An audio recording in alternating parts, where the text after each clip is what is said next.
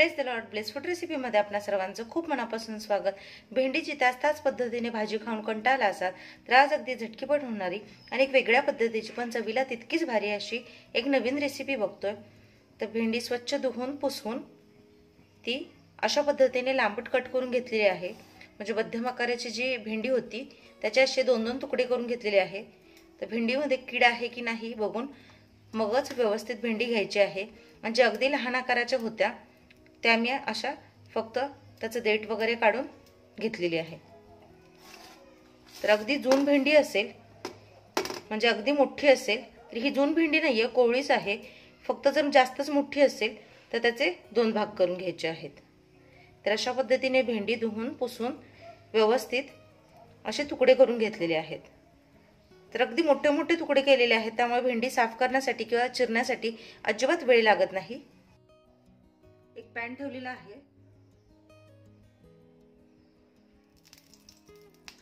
तर तेलाची काही जास्त गरज नाहीये। एक चमचा तेल घालायचं, तेल चांगलं गरम होऊ द्यायचं। तेल चांगलं गरम झालं की यामध्ये जी भेंडी आहे ती घालायची।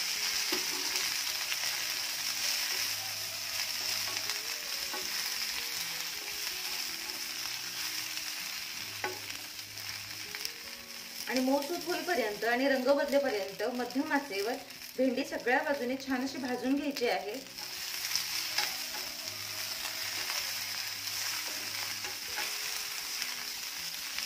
हे बघा, भेंडी छान आधी भाजून घेऊया। हळूहळू रंग बदलत आहे।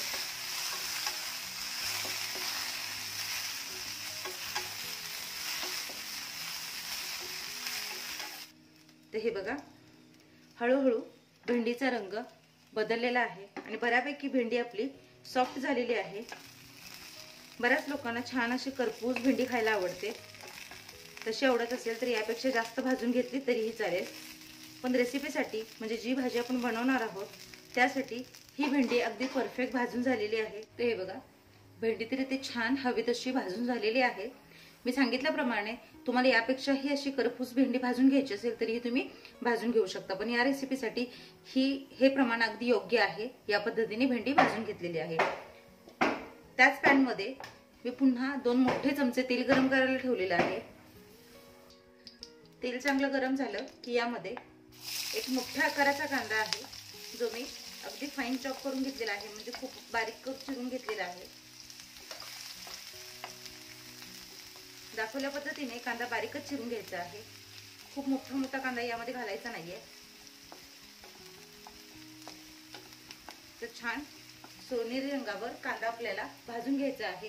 आणि नेहमीचीच माझी ठरलेली टिप्स म्हणजे कांदा लवकर भाजण्यासाठी चिमूटभर मीठ घालावं, यामुळे कांद्याला चव तर छान लागते, शिवाय तो पटकन भाजला जातो, अजिबात वेळ लागत नाही। तर कांदा छान सोनेरी रंगापर्यंत भाजून घ्यायचा आहे। तर हे पहा, कांद्याचा रंग छान बदललेला आहे आणि अशाच पद्धतीने कांदा चांगला सोनेरी भाजून घ्यायचा आहे। यामध्ये एक छोटा टोमॅटो बारीक चिरून घातलेला आहे।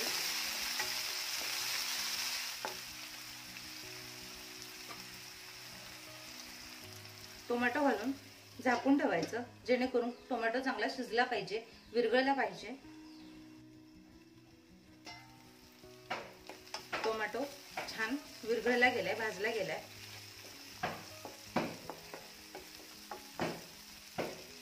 यामध्ये अर्धा चमचा आलं लसूण पेस्ट घालायची आहे।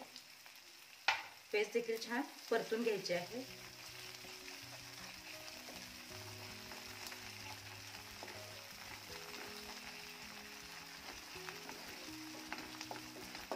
हलकीशी पेस्ट परतली की यामध्ये हळद पाव चमचा,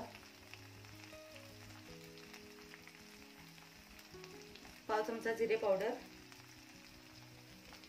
अर्धा चमचा धने पावडर घालायची आहे, थोडासा गरम मसाला आणि 1 चमचा लाल मिरची पावडर। तर तिखट किती खाता या प्रमाणात मिरची पावडर घ्यावी।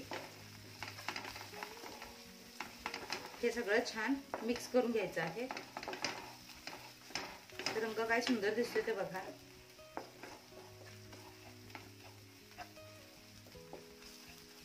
यामध्ये आपला घरगुती मसाला किंवा कोल्हापुरी चटणी वगैरे असते, याचा अजिबात वापर करायचा नाहीये. यामुळे या रेसिपीचा फ्लेवर बदलतो.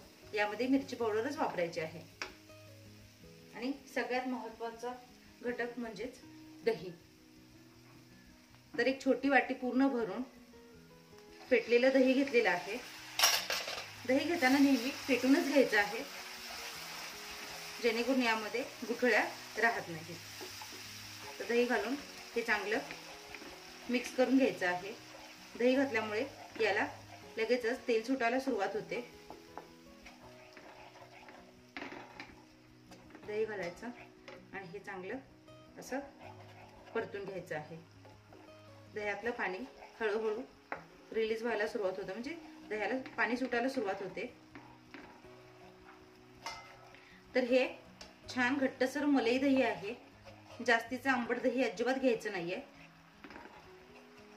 दही घालून हे आधी छान फेटून घेऊयात, शिजवून घेऊयात. तर बघू शकताय तुम्ही दह्याला छान तेल सुटलेलं आहे आणि यातलं पाणी देखील चांगलं आटलेलं आहे. आता याच्यात चवीनुसार मीठ घालायचं आहे.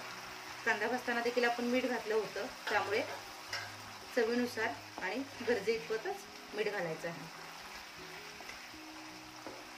मीठ घालून छान मिक्स करून घ्यायचं. आणि आता जी भेंडी आपण भाजून घेतलेली आहे ती घालायची आहे आणि छान मिक्स करून घ्यायचं.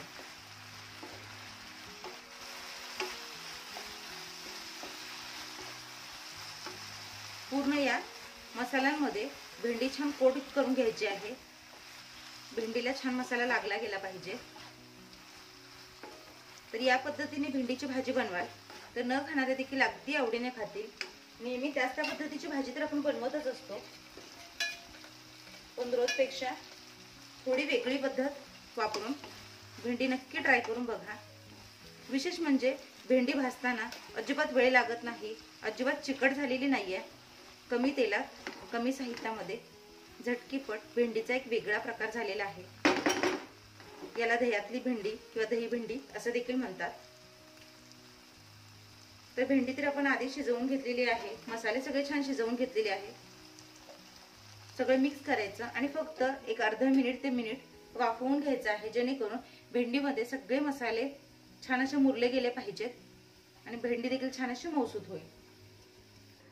तर हे बघा एक अर्धा मिनिट झालेला आहे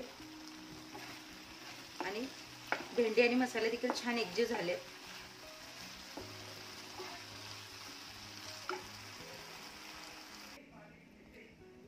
तर अशा पद्धतीने मस्त चटपटीत अशी दह्यातली भेंडी तयार झालेली आहे. आशा आहे रेसिपी तुम्हाला आवडली असेल, समजली असेल. एकदा या पद्धतीने नक्की ट्राय करून बघा. ज्वारीची भाकरी, चपाती, नान, रोटी किंवा भात कशासोबतही ही भाजी खूप सुंदर लागते.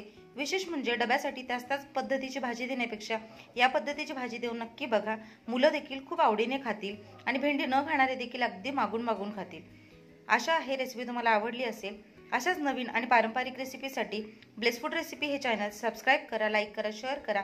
सगळ्यात महत्त्वाचं म्हणजे जी काही बेल आयकॉन दिसते म्हणजेच घंटी दाबायला अजिबात विसरू नका.